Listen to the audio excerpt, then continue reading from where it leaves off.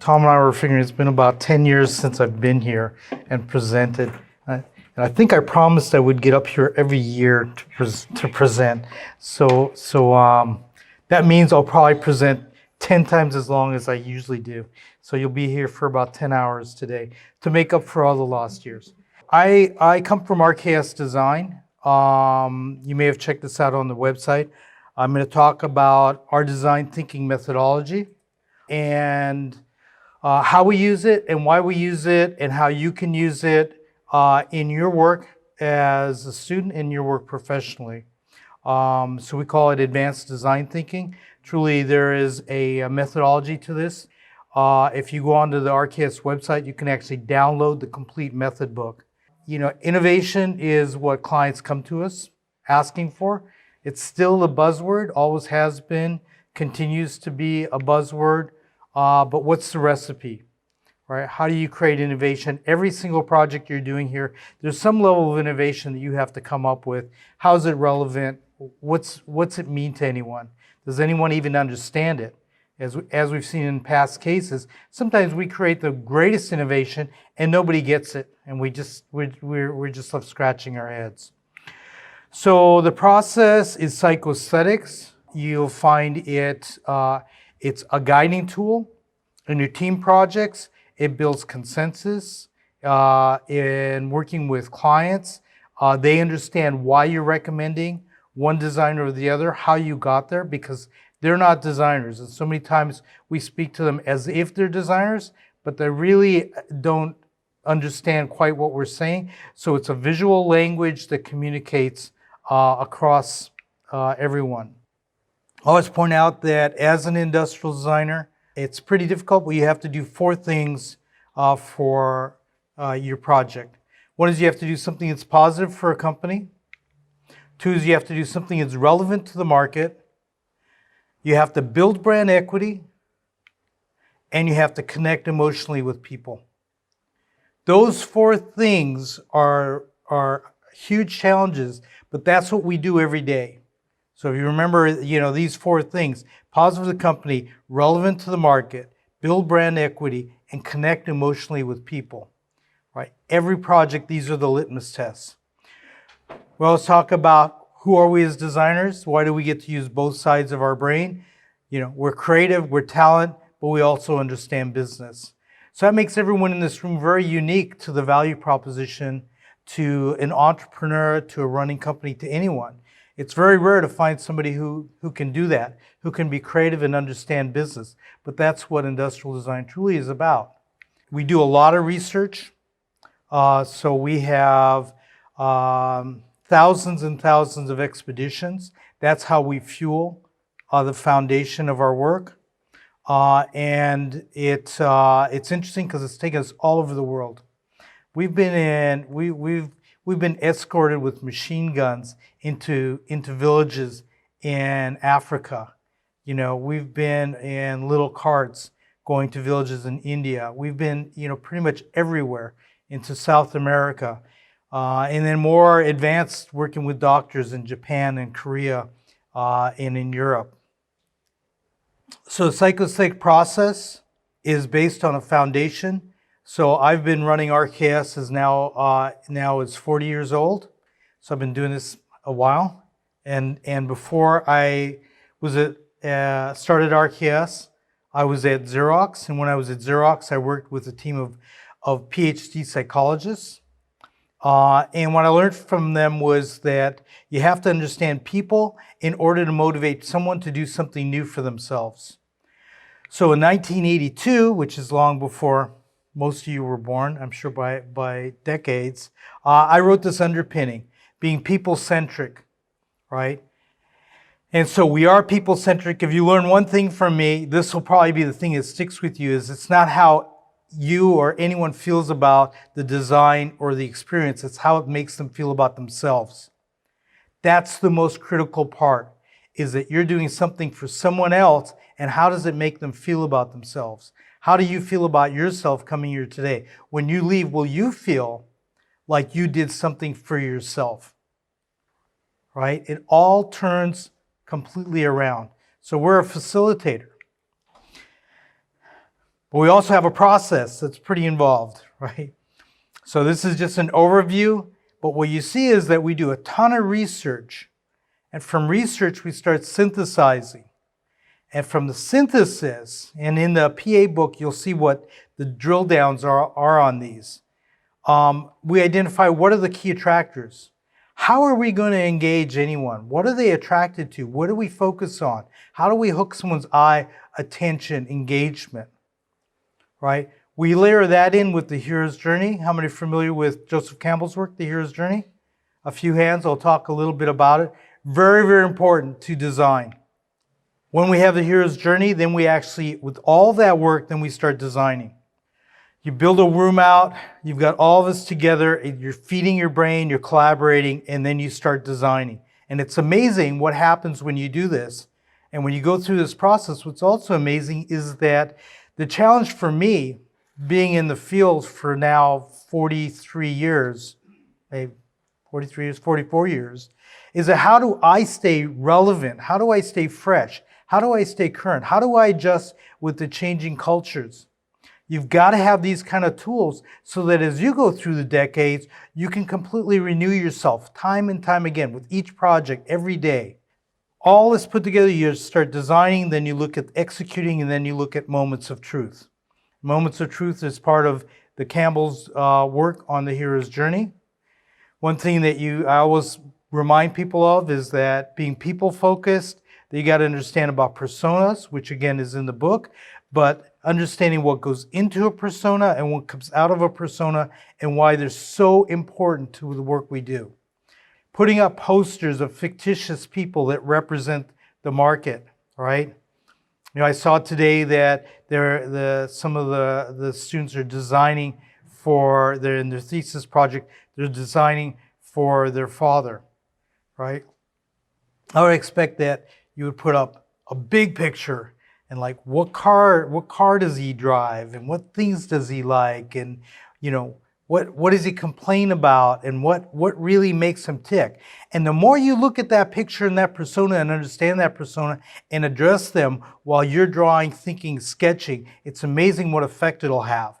Your goal is that that persona, if they could design like you, what would they do for themselves?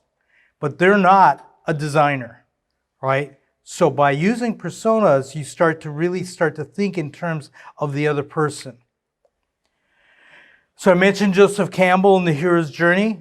The hero's journey is a work of Joseph Campbell as a scholar, as a lecturer, as an author.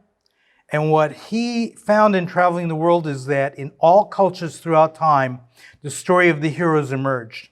Great religion is all based on the hero's journey. Star Wars is based on the hero's journey. Most people who write and screenwriters, everyone lives by the hero's journey. The hero's journey is simplified in the design process that we said that it's our job as designers to take every person through a hero's journey. I'm even hoping right now I can take you through a hero's journey. What attracted you to come here? How are we engaging you? So use design to attract someone, but then you use it to engage them. And when you engage them and they receive positive affirmations, positive affirmation is the door handle looked like a push and it was a push, right? That's a positive affirmation on a very low level, right?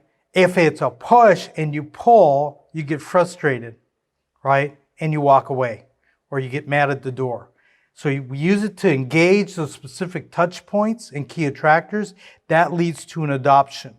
You may adopt an idea from me through this journey. You may lead a consumer to adopt a new design of something. You may lead someone to adopt falling in love with a new car. All of these things occur like deep inside of us, and they're understandable. When someone adopts something, there's always a moment of truth. The moment of truth is that you've kind of made a promise to yourself, and is it being kept? The door handle. You kind of like anticipated it was a push. Did it push? You don't even think about it. It's just a moment of truth. Bigger moment of truths become much more significant in our lives, right? Moment of truth can be interaction with other people. It can be everything. When you get a positive moment of truth, We say that creates a heroic evangelist, which means that you can watch people's body language change. You can watch them tell stories about things, right? You can watch them put something on Amazon. And we work with a company called Xylus. Xylus makes salad spinners and garlic presses, and you go in the Italian restaurant and you see the little cheese grater. That was all designed by us. So we designed a can opener for them. $14 can opener, right? Very basic product. We just studied and watched people. It's like, we're not going to just start stylizing the can opener. And we started really breaking down the interaction. And we found is that you puncture the can and then you hold the handles together and you get distracted and you release up, and now all of a sudden there's a web, right? And the can doesn't open. And you got to go back and do it again. So all we did was we put a latch. When you puncture the can, the two handles lock together. And it's just a nice, friendly, ergonomic can opener. I met with that client on Friday morning, and he's keeping count because we have this stating joke between us. 8,600 reviews on Amazon on a $14 can opener. How happy do you have to be with your can opener to go to Amazon to write about your experience with a can opener? But that's the hero's journey, right? If you can do it for something as mundane as a can opener, you can do it everywhere. But we got to understand, what are you doing for people, right? And I'm still amazed, that, and they just keep ticking up. The numbers just keep growing. And so we don't know where it's going to end. So how do we get there? I'm going to show you a few key elements. The PA map. We started with understanding Campbell, and we started understanding Maslow's hierarchy. So everybody here knows about Maslow's hierarchy and the hierarchy of needs, which isn't necessarily relevant to what we do. So what we found is that there are holes in Maslow's hierarchy, and that people will forego shelter to have a great cup of coffee or to have a great cell phone. You can't tell somebody's hungry, but you can tell if they're relevant if they're based on their phone and their clothes. So we started looking at how could we map something so that we understand how people see the universe and how we see it. And what we found is that we could map interactivity and gauge self-actualization. And that created 4 zones: a basic quadrant, a versatile quadrant, artistic quadrant, and an enriched quadrant. And then what we said is that for your understanding, let's say the Mona Lisa is low interactivity and high self-actualization. And a sports car might be high interactivity and high self-actualization. And a paperclip would be low interactivity and low self-actualization, but a skip loader would be high interactivity and low self-actualization. And we put those on the 4 corners, and we use that kind of as a guiding narrative. In every scenario that we've done, and we've been using this mapping system now for 20 years, the exact same mapping system, we can always figure out where everything goes, but we do it as a team. I don't say it's 100% accurate because it's a map, but I tell you, working with a map is so much better than not working with a map. It's like they say, if you don't know where you're going, any road will get you there. You got to have a compass. You got to know where you're going, and you got to think about it. And so what we do is we use that map and we use those examples. Now, things fall into different quadrants for different reasons. If we look at phones in the United States and we say, okay, here's a basic full function phone, and not many people take that. And upper right is the latest Samsung, LG, Apple phone. Why is it that people are motivated to go all the way upper right? In fact, what we find now is that people have gone all the way upper right and are looking for less interactivity. Simplification of their technology, simplification of their life, voice actuation, things like that, and they're actually moving to the upper left. High self-actualization with the least amount of work because we're overloaded. But for the example of how it works and the importance of it is that this is in the United States or North America or Europe, one of the advanced countries. We also went to Africa to build bicycles for World Bicycle Relief. And what we found is that in Africa, this person, we went to their house, he delivers coal and hay on his bicycle. We went to his house. It's a 1-room house. It's got like 2-foot mud walls, straw roof, corrugated metal door, a bicycle chain with a lock to lock it. There's no electricity, there's no running water, there's no natural gas, there's no facilities, there's no utilities. And this person loves their house as much as anybody here loves their house and enjoys their life as much as they do. But that basic phone for them changes their life. Now they've got a radio, they might watch a movie, they've got their bank account, they're constantly in touch with their friends, they know what the weather is, they know where they have to be for work. Everything changes. So if we design the $1,500 greatest 5G, most beautiful phone that has a projector and everything, all that means is they can't afford it, right? And they have no value for it. So it's understanding that everyone here is going to be designing for the world market, right? I had the advantage when I got out of school, all I had to do, I thought, was design for the United States. Then I got hired into Xerox, and all of a sudden with Xerox, you say, okay, Xerox is in Japan, and Xerox is in Russia, and Xerox is in Europe, and Xerox is in India, and it's Africa, and it's everywhere. And you start to think about, wait a minute, I'm never going to be designing for myself. I may never do a product, again, that is something that I personally use. How am I going to understand who I'm designing for?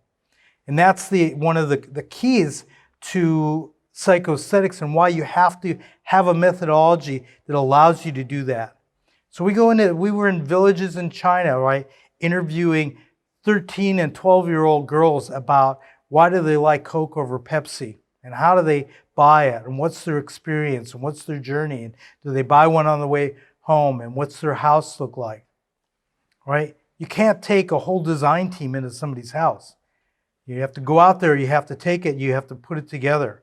So this is a real life example. This is DNA sequencers for life technologies. So this is a very traditional kind of industrial design project. Client comes to us, they're a $5 billion company. They grew through acquisition. They've got 30 companies. They look like they're a distribution house because all of them look different, all of them feel different, all of them interact differently. So they bring us a product like this, which was designed by a design group, a very famous design group. It's a $500,000 piece of equipment that does DNA sequencing. What we did in being challenged to develop a global design language is we went out and started interviewing people. And this is another really interesting part of what happened with the mapping, is as we started interviewing people, we found that we could not just map products and brands, we could actually map people and figure out where people are at, right? And it surprised us. We thought they'd all be lower right, but they're much more aspirational. And they weren't thinking about DNA sequencing as a machine that sits on a bench somewhere. They're thinking about DNA sequencing as the technology in the future of medical science that's going to help everyone on the planet to live a longer and healthier life. So you map them and you put them in a place that where they are today, and then by interviewing them and really digging, you start to see where are they going. Because we can't do something for them today, we have to do something for them that's going to come out years from now. Where are they going? And that creates an opportunity zone. And the opportunity zone is kind of this target that we establish as the criteria. And we say that is the visual mark that everything needs to relate to that. We looked at the brands. Here's the brands in the same map. And then you start to see their number one competitor, Illumina. Illumina is right in the opportunity zone. You look at their aggregate. What does their brand mark look like? What's their badging on their products look like? What's their website look like? What's all their marketing collateral look like? They're right in the zone. And our client is in the lower right. Highly complex, not very self-actualizing. AB, Applied Biosystem, part of Life Technologies. Boy, it's a mouthful. It's not like a quick, I get it. So how do we get that client into that opportunity zone? You take that, which is on every product, and you turn it into a simple industrial design of a badge. 2 clear pieces of plastic with life sandwiched in between, technologies on the back, whites on the back of that, and the word life floats in space.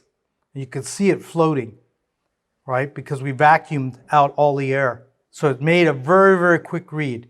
Then we look at the competitive landscape. So what you see is Illumina is their number one competitor. It's in the artistic zone. You see these other products, this is $500,000 worth of technology, but Illumina is beautiful, it's award-winning, it doesn't look like it's the most high-speed, state-of-the-art, versatile, and reliable technology that's available for $500,000. And our technology from our client, which has to land in the opportunity zone, actually looks like it's antiquated and it's repurposed from the 1980s to do DNA sequencing. I don't know why it says that to everyone, but it just looks like old technology. So take that exact same product and transform it into that. That is exactly the same product. So you put it all together and now it starts to make great sense. Here's the before of that product and here's the after of that product. And it's important that I show this as a before and after because it just shows that without changing any of the other variables, what can actually happen through the process. Now it looks relevant. Now it looks state-of-the-art. Now it looks like more than $500,000 worth of technology.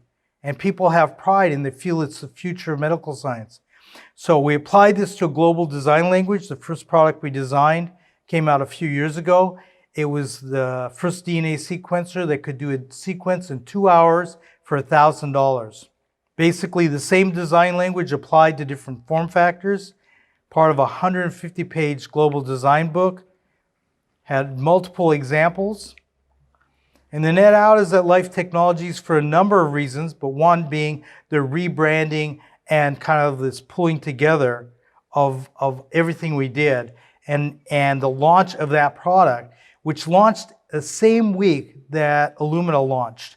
Illumina came out with a product that said the same thing, 2 hours, $1,000. And Life Technologies stole all the thunder. The White House was talking about it. All the media was talking about it. And when we started, the company was worth $5 billion. 4 months later, they were acquired for $15.6 billion. Design played a part of that. There's other examples where, it's just flat out the design made all the difference. So where do you apply it? You apply it everywhere. It's kind of like this magic seasoning that you can throw on everything. You can use it for UI, UX, for opportunity. You can use it for interior design. We use it everywhere. We haven't found a limitation. And every time we do it, we find like our brain gets a little smarter. We get a little bit more calibrated. We're able to recall things that we couldn't otherwise recall. As designers, one of the things you should realize is your ability to put an image up on the wall allows you to recall things that you could never just sit there and tell someone. But the minute you put that visual up, watch your recall go on to a different level. You'll talk about the research and the experiences and why you got there and everything else. But if you don't have a visual and just have to get up and talk, and you're talking to the CEO of a $5 billion company, and they start drilling with these hard questions, it's amazing how you get tongue-tied and you can't do it. But with the visuals and all of this, you can really go anywhere. So again, that's in the PA book. I recommend everybody, it's a free download. You'll put on your computer, the tools are there, there's worksheets, there's everything that helps. So, enough about theory. Do you actually put it to practice?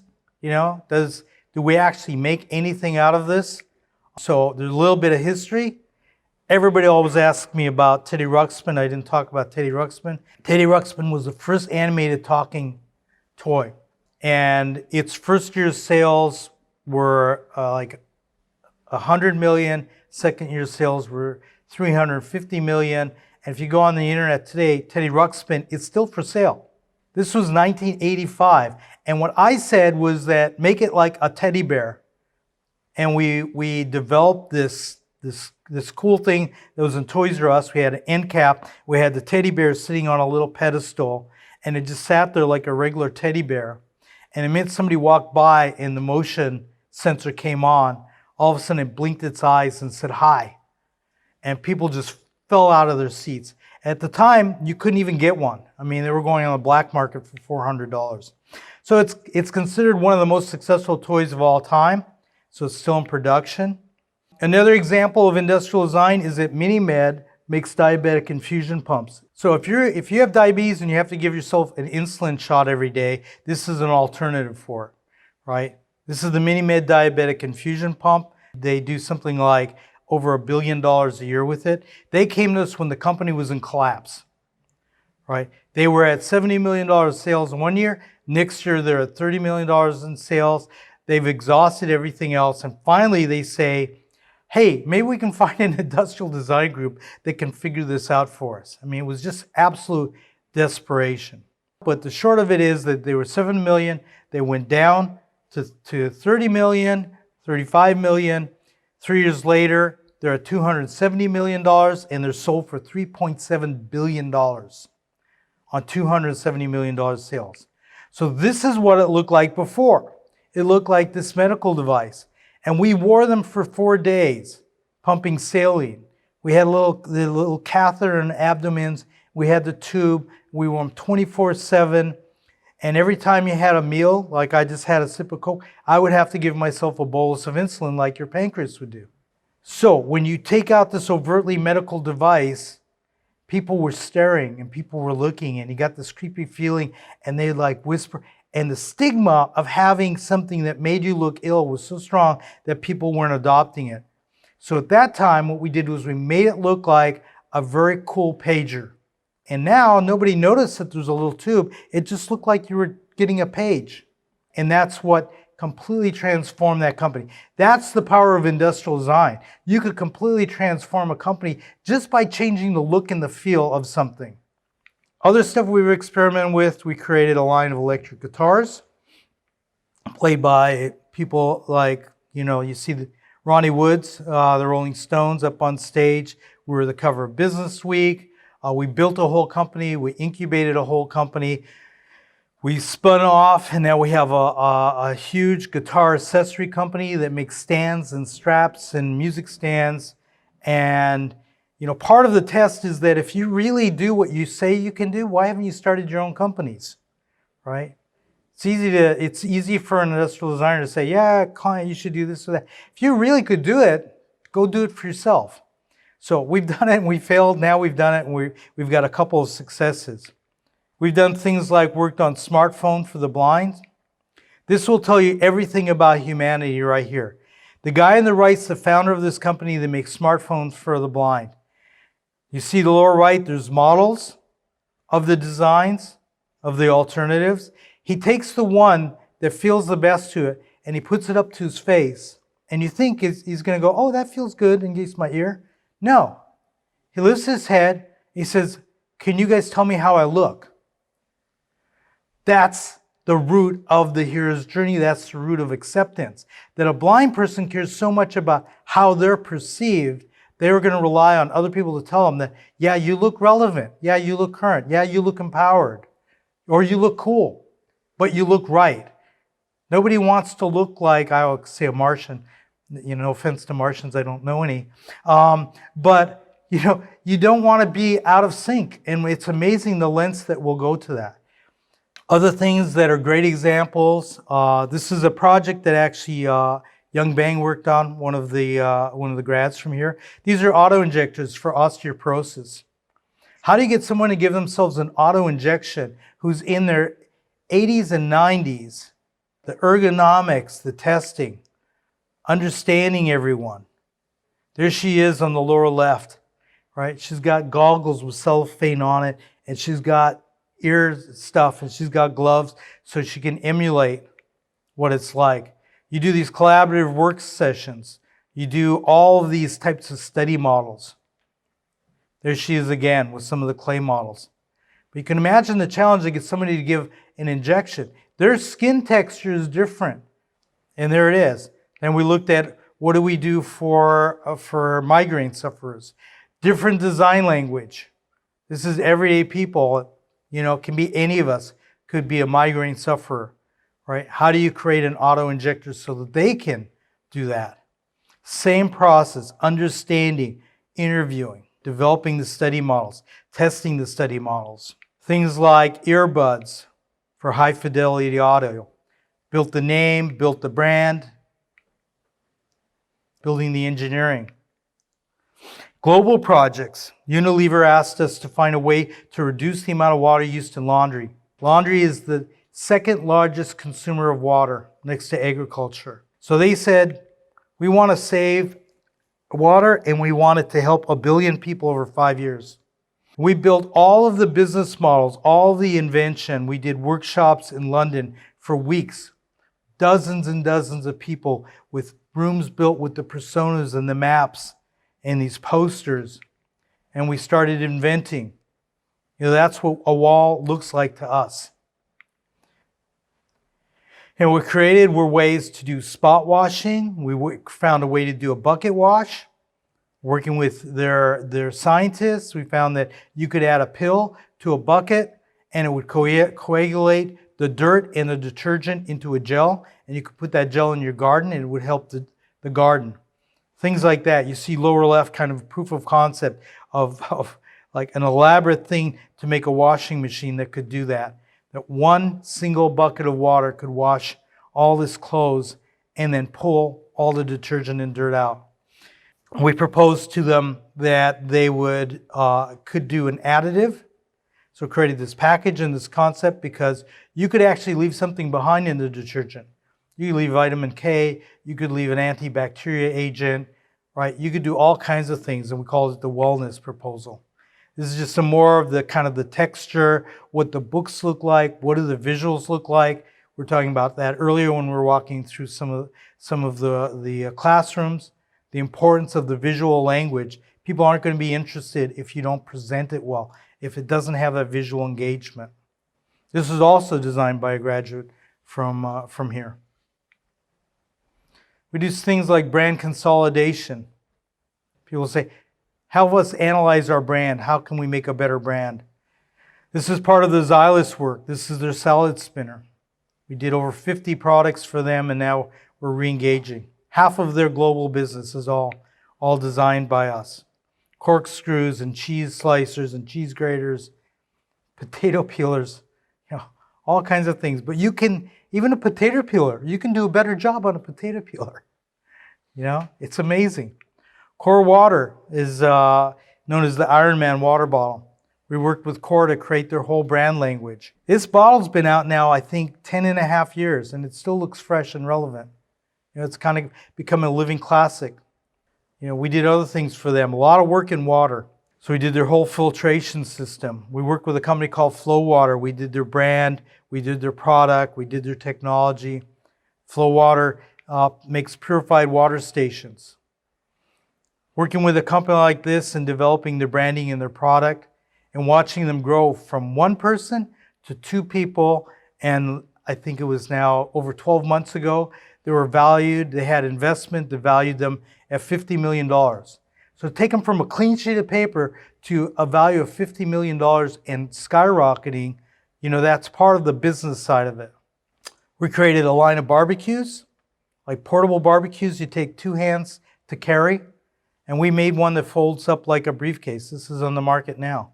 The handles fold out and become the legs, and now you can walk around with a barbecue and something else in your left hand. But just sheer beautiful design combined with innovation. We're with a company up here in the Bay that does STD testing. We created the company name, the brand, the visual language, the UI, UX, everything for them. And if you start to get a sense of the diversity of form and visual language, but relevance to people every time, that's the consistency that comes out of Psychosthetics. We looked at preparation of baby bottles. Created a unit that makes a baby bottle perfectly clean, the cleanest way you can in the fastest time, 30 seconds. You set the time, you can set the temperature and the amount, and 30 seconds later you have a perfect baby bottle. Dads are notorious for sticking a baby bottle in the microwave, overheating it, scalding the baby's throat. Parents get the formulas wrong. All kinds of stuff goes wrong in the preparation of baby bottles. Again, back to basics. Interviewing, studying people. Developing proof of concept models. This is all done with our engineers in our office. Like, what does it lay out to? What does it look like? And then, of course, getting into the industrial design. Our walls are filled with sketches like these, but they're also filled with models and all kinds of things. And then getting to 3 competitive solutions, interviewing people, studying them, and at the end of the day, coming up with a great product solution and providing all of the engineering that goes with it. So we're named on over 250 patents. I'm an industrial designer. I'm not an engineer. The team is driven by industrial design, but we're named on 250 patents, of which maybe 20% are design patents. All the rest of them are actual innovations that come from our understanding of people.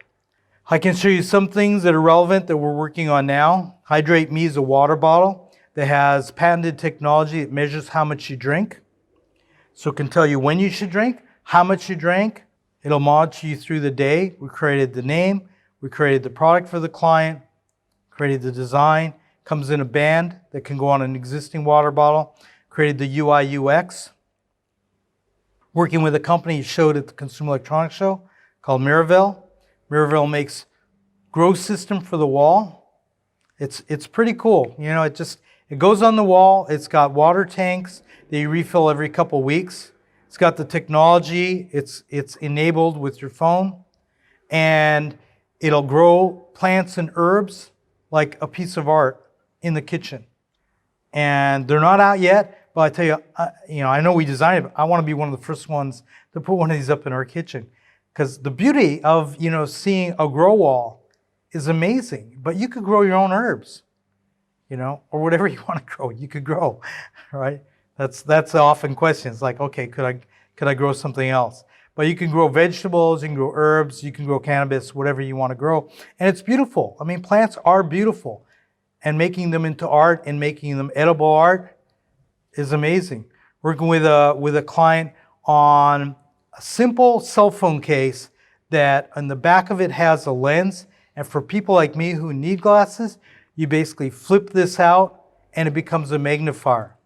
She's an ophthalmologist. She's a medical doctor who said, everyone who has to need reading glasses shouldn't have to have the embarrassment of looking for reading glasses and getting to a place where they can't see what's on their phone. And so we created this very elegant, minimal design that you don't even know it's there, and then you flip out and there's a lens there. You could watch a movie. You could use it as a magnifier. You can do all kinds of things.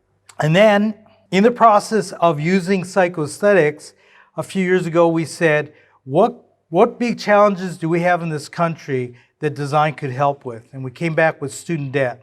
And so we said, okay, student debt's a problem. How would we innovate for that? And so we created a technology that allows people to crowdfund and ask for birthday and holiday gifts that pay directly down to their loan. And then we ported that to employers. And employers use our technology to actually pay down their employees' students' debt.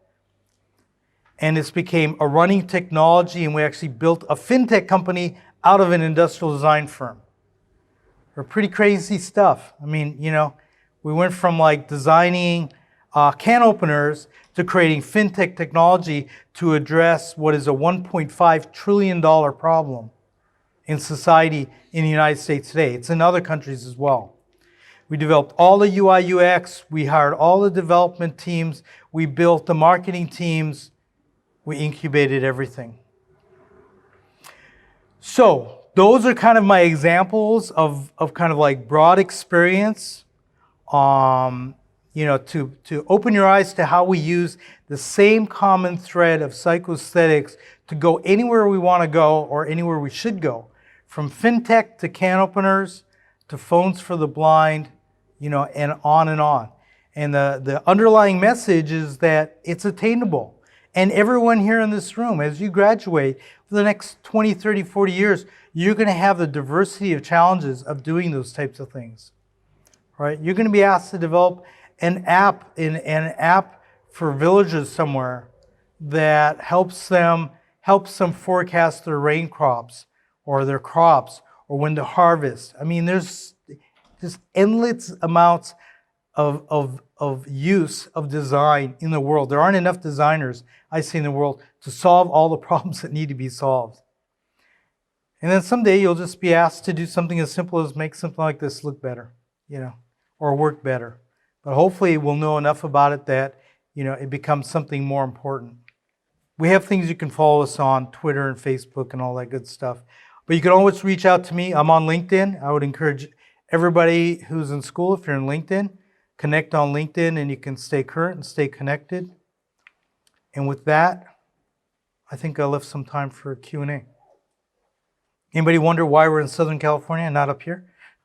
Well, I grew up in Southern California. I studied Cal State Northridge, an art center. I got hired at Xerox there. And when I started my business, I was doing well at Xerox. And, honestly, I didn't like corporate life. And so I just blindly bailed out. So I gave up the place I lived. I moved back in with my parents. And I kind of said, okay, now what? Because I really didn't like, I just didn't like corporate life. And so, I kind of started making phone calls and seeing, who might need design help.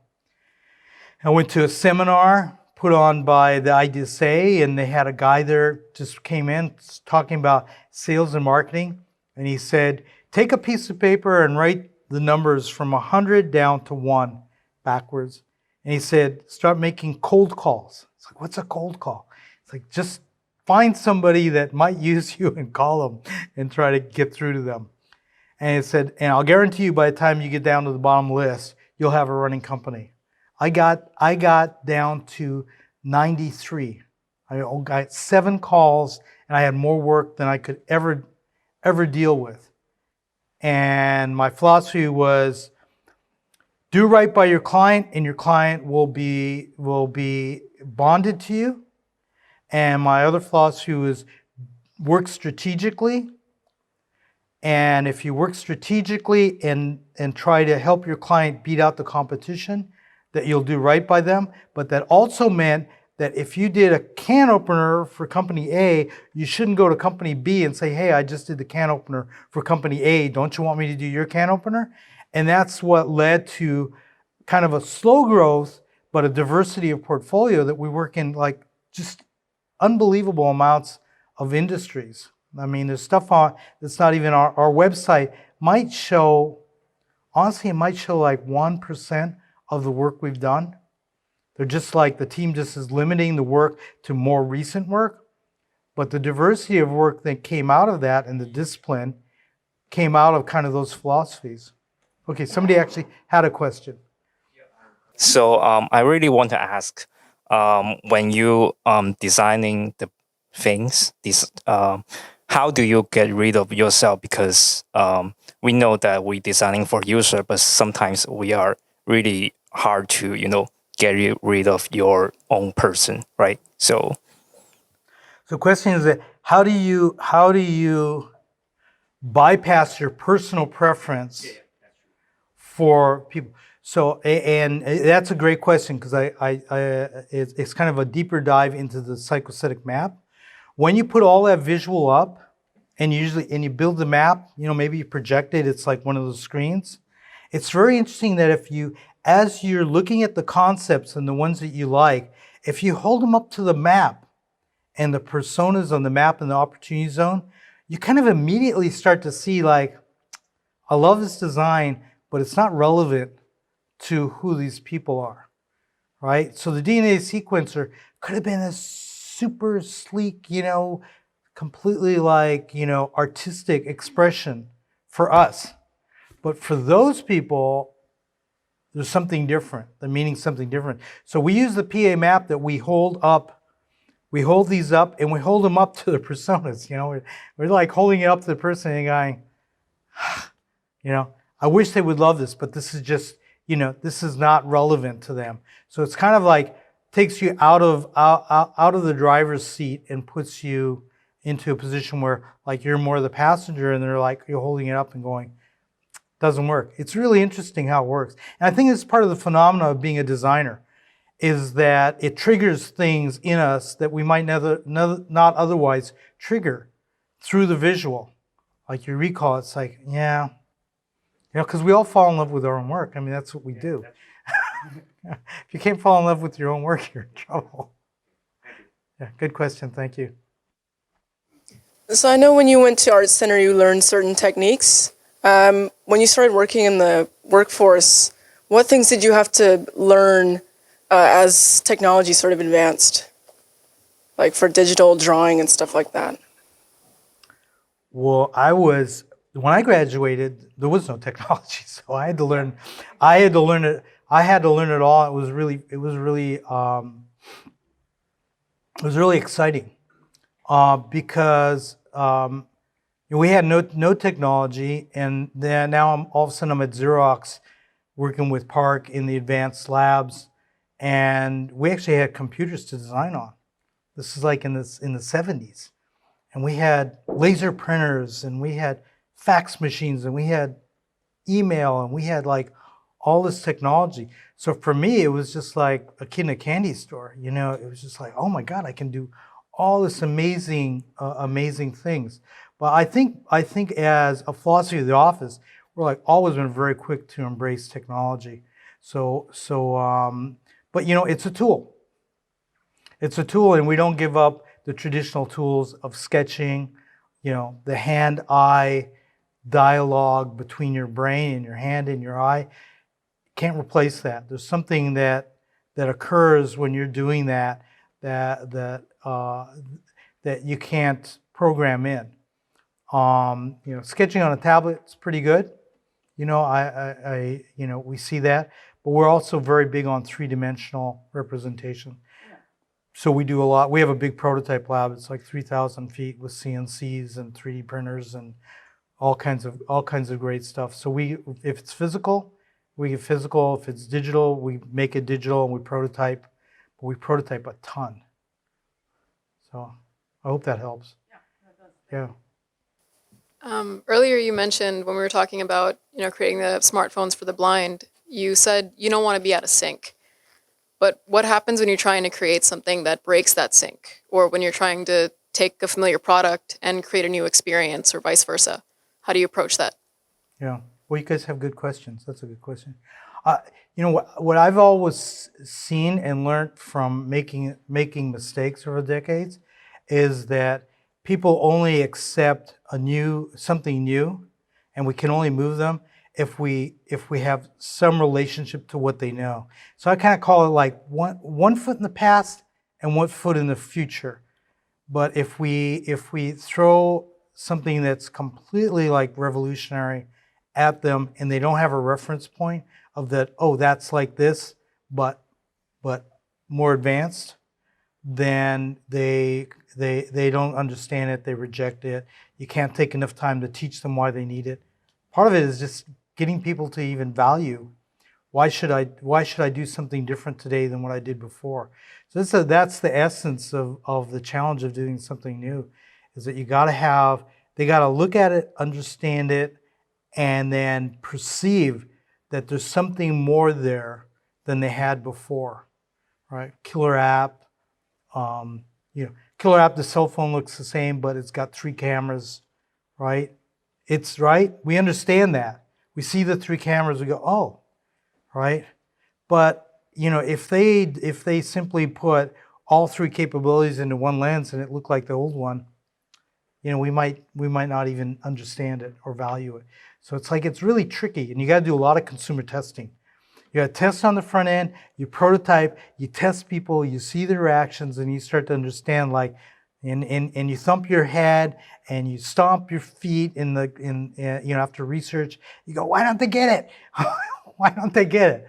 But it's, you know, it's our job to make sure that they do get it, and you got to study people, and it can be even simple things.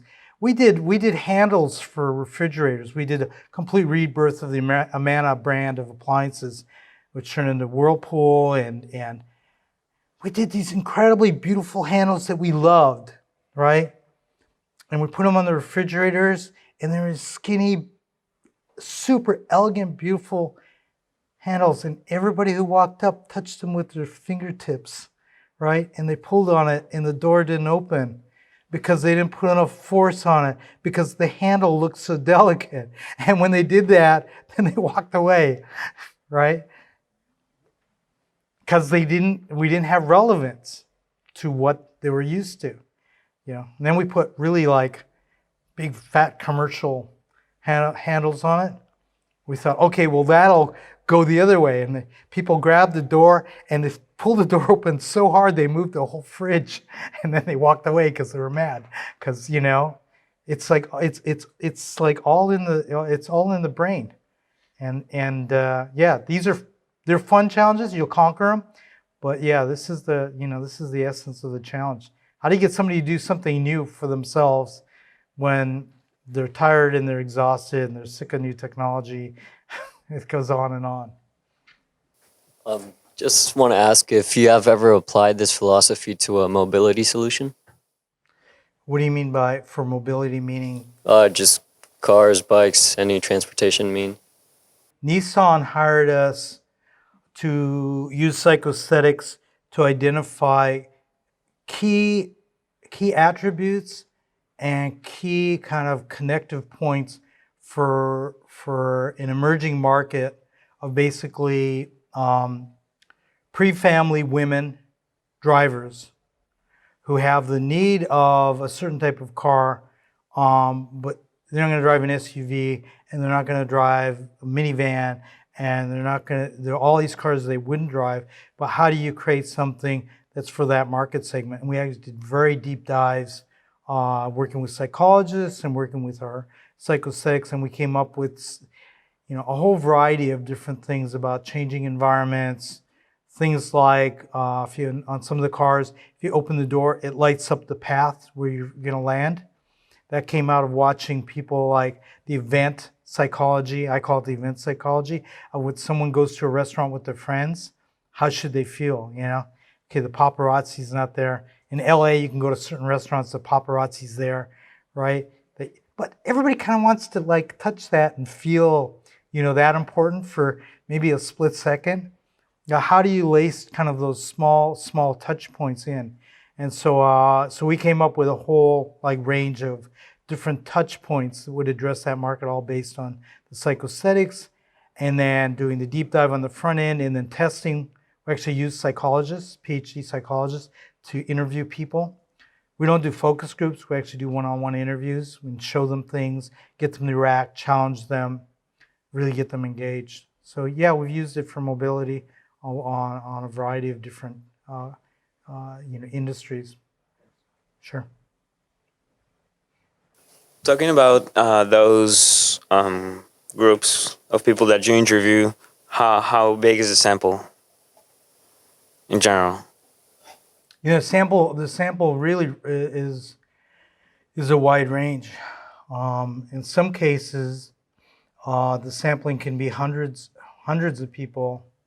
By the time you identify a kind of a map of who you need to interview and what their psychographics are and what their demographics are and what regions of the world are, sometimes you end up with 10 countries, 30 people in each country, and it's kind of, you end up with like a sample of 6 people in this category and 6 people in that category. But it typically can go from, and the lightest of project, where you're not doing deep dive research and you're just basically harvesting existing research. It might be a dozen people, but the most I've seen is, I think for Pepsi we did like 1,000 people.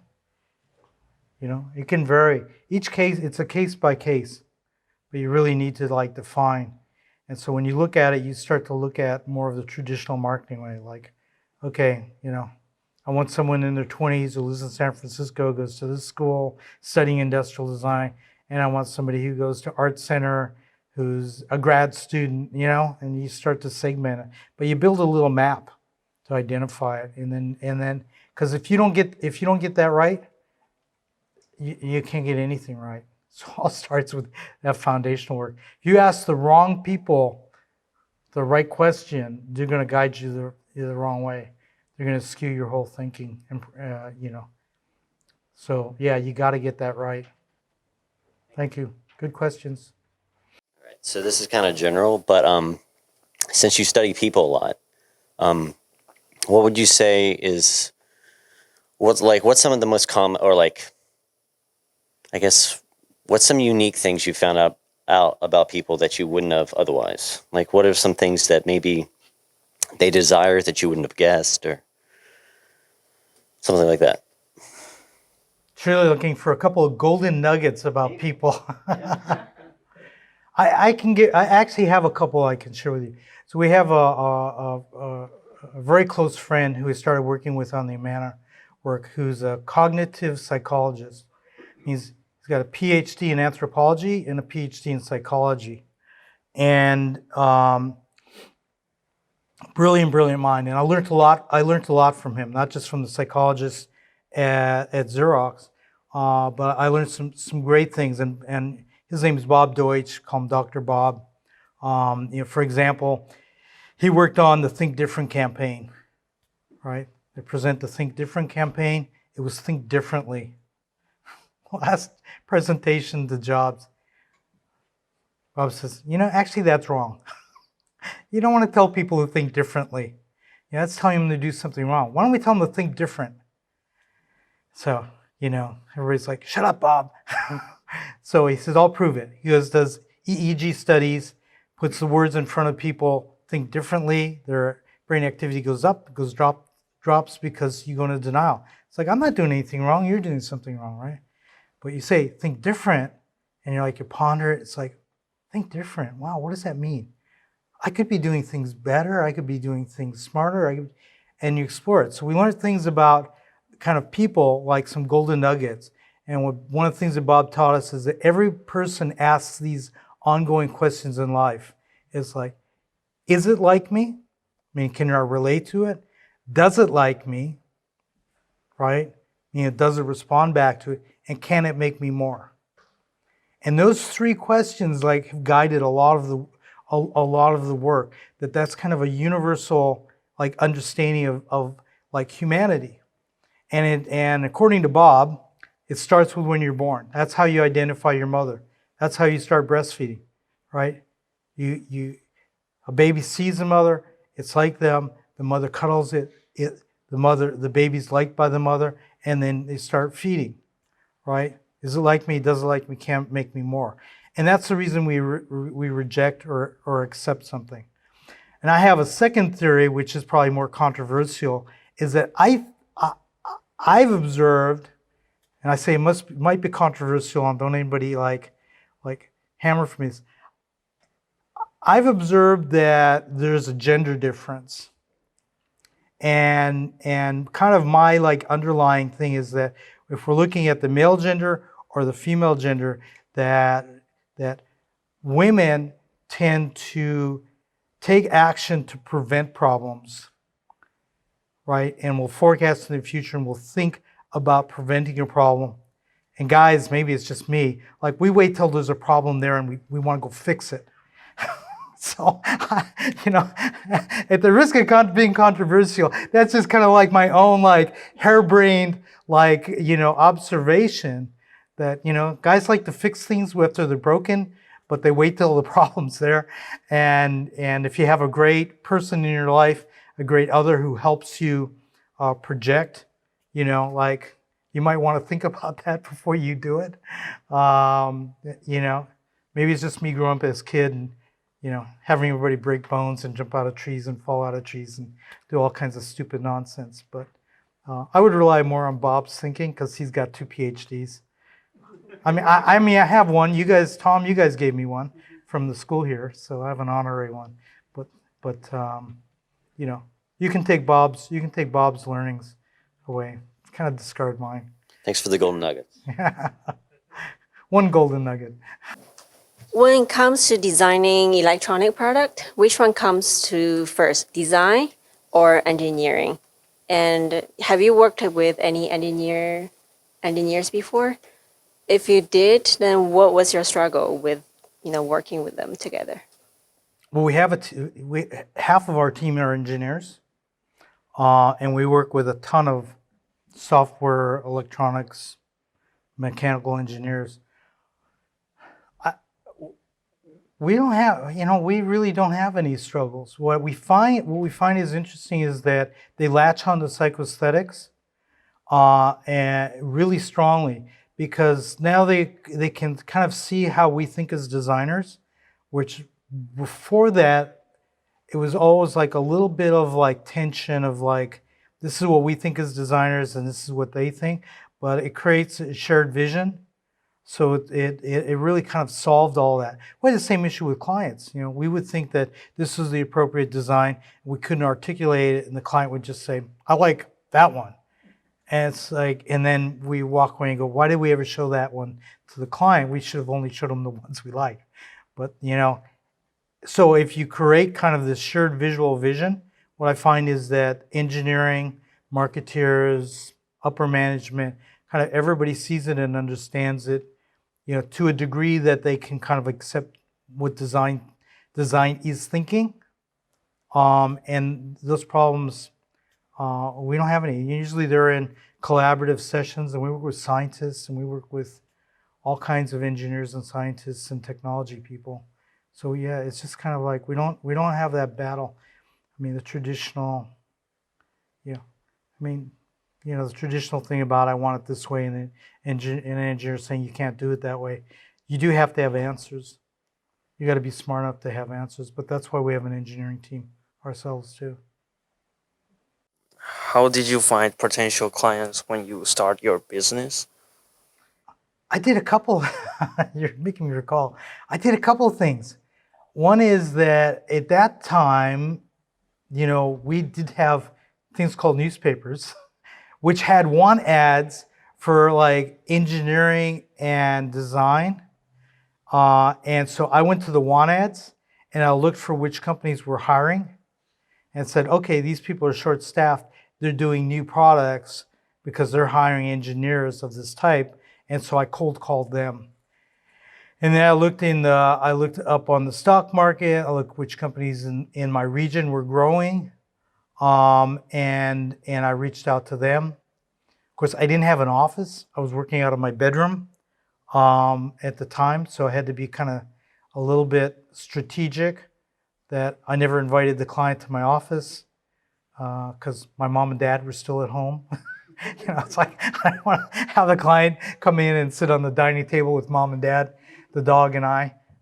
So I was like, made it like, oh, I'm gonna be at another meeting, you know, just a mile from you. I'll come over. So you know, it was very very kind of bootstrap, very strappy, like, you know, just kind of just find a way to get it done. But you know, I was just finding a way to be resourceful. What I knew is I didn't want to work at a big corporation. And I kind of had this idea, maybe I'll just give it a try on my own. But today, everybody knows an industrial designer. Everybody knows what industrial design is. And, you know, a lot of people have more work than they have resources for. So, it's a different day. I hope